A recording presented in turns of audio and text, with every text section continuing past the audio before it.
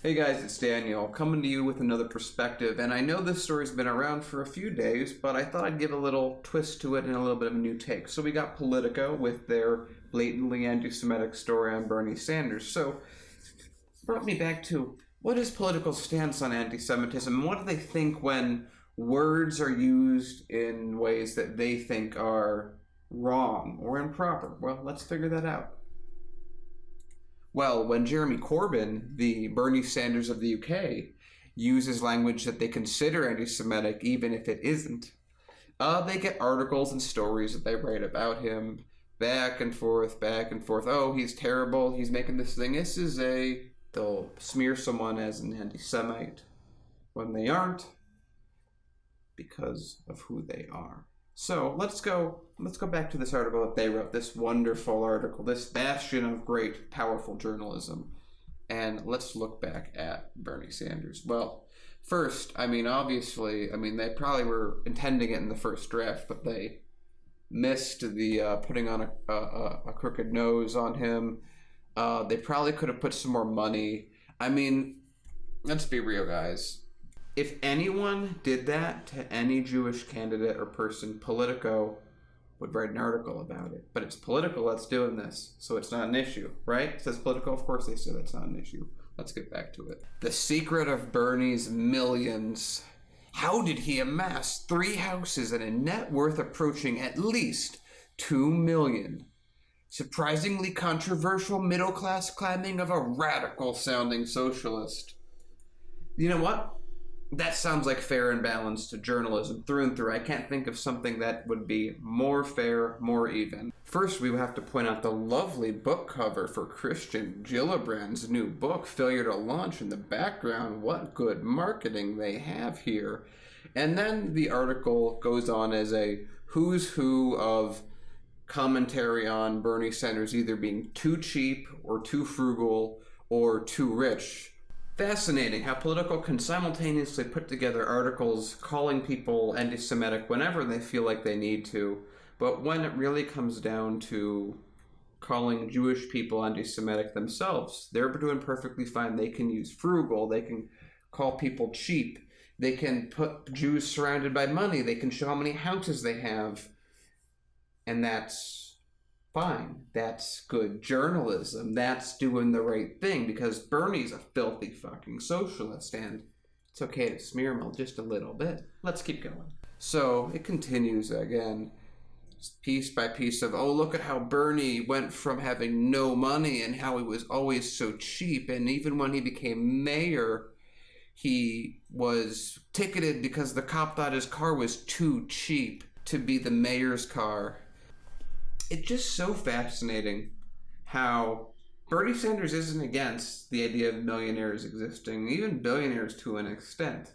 His issue is concentration of wealth that's used to make political power for a small group of people and hurt the rest, and that taxation should be distributed fairly. So Bernie would be one to say, yeah, if we get to a point where I have to pay more taxes because I'm a millionaire, that's fine, that would make sense.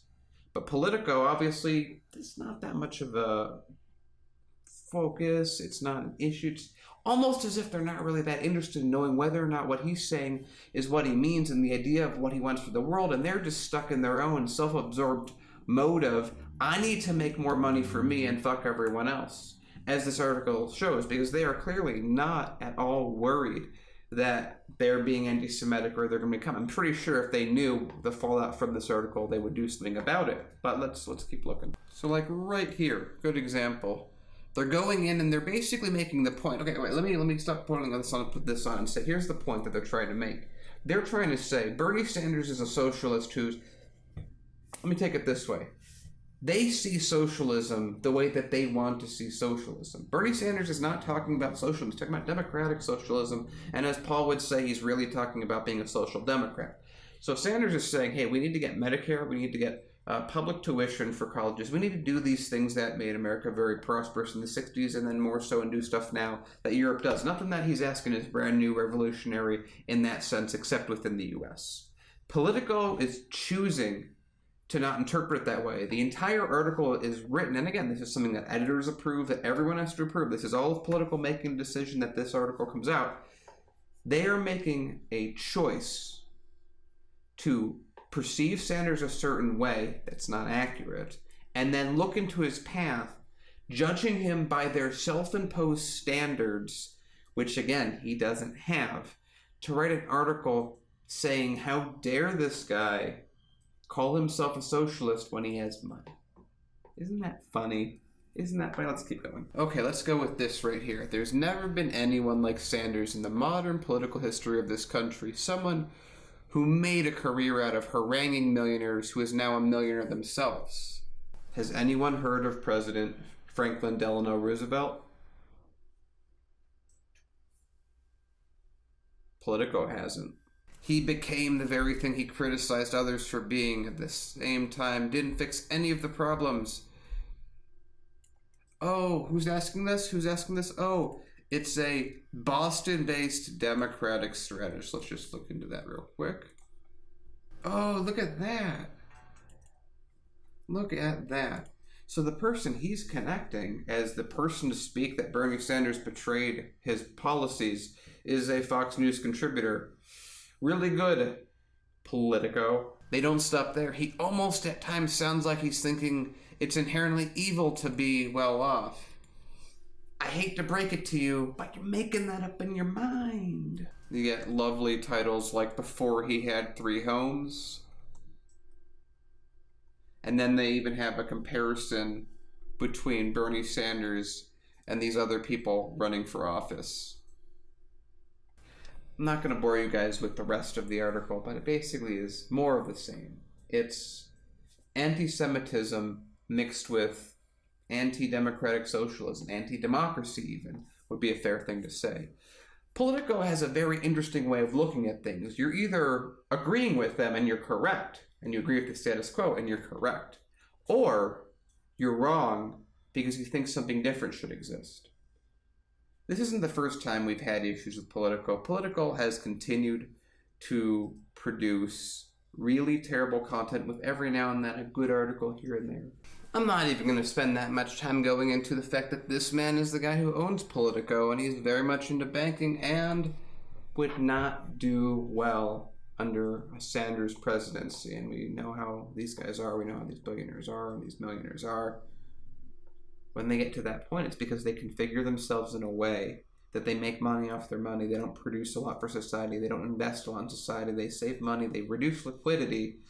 These are the guys that are funding Politico. These are the guys that make these kind of stories worthwhile. So, I feel like I'm getting a little bit off track. Let's get back to the story at hand. Politico writes this article. What happens next? Well, everyone started getting involved. AOC gets involved. Jacobin gets involved. A few Jewish newspapers get involved. Even the Times of Israel gets involved. I want everyone to remember the individual who wrote this article so we can know in the future when something comes up. This gentleman is the one who wrote the article, Michael Kruse. Quite a distinguished journalist, wouldn't you say?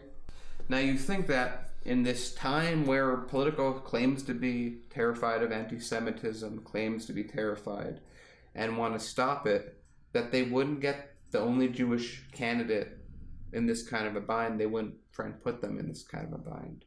But they did, because they don't care about anti-Semitism. They care more about their bottom line. They care more about writing stories that are for the wealthy and the powerful and that maintain the status quo. And so if they have to be a little bit anti-Semitic here and there, they're okay with that. So what has Politico done since then? Well, have they put out an apology? An article debunking their article or refuting? Did they pull out their article? No, I'm looking at it right now. It's live on their site. But you know what they have done? This. Thank you, Holly, for this article. The point I want to make to you guys is that remember that the establishment media, the establishment press, has no real desire to be journalistic, has no real bias to be journalistic, has no real connection to real journalism. It has the idea of journalism, the facade of journalism, the concept of journalism, the concept of this is a place that you go to read stuff, and it has worked on many of the older generation, and it makes sense, and I don't blame them for it. This older generation, they grew up on a media that was relatively good, that wasn't compelled and compiled and put together with money looking for the best ad dollars. They weren't in a news industry that was being supplanted by new media. They are in a market that is shrinking, with profits that are shrinking. They are bought up by billionaire after billionaire. The press of today looks much closer in structure to the yellow journalism days of the 1920s, where billionaires owned news agencies and papers because they couldn't afford to keep themselves in print, or just like in the US, it was more affordable or preferable, whatever reason there is. What it comes down to is this. Politico thinks that they can be anti-Semitic to make a point that helps people that own their company, and they don't care about the journalistic integrity they claim to have. I'm sure if you went to the people there, even the guy that wrote the story, he would say he's doing everything by the book. But that's the thing. When your book is corrupt, you're following corruption. You're promoting corruption. And that is exactly what Politico has become. So, from now on, I think on the shows, we'll just call them anti-Semitic Politico. Hey guys, do you like the video? If so, be sure to give us a sub and hit the bell for notification. You know how YouTube is. And if you have the time, check us out on our Facebook, Instagram, and Twitter pages, and check us out at hardlensmedia.com. Be sure to check out our Patreon if you really support what we do and want to support us at independent media.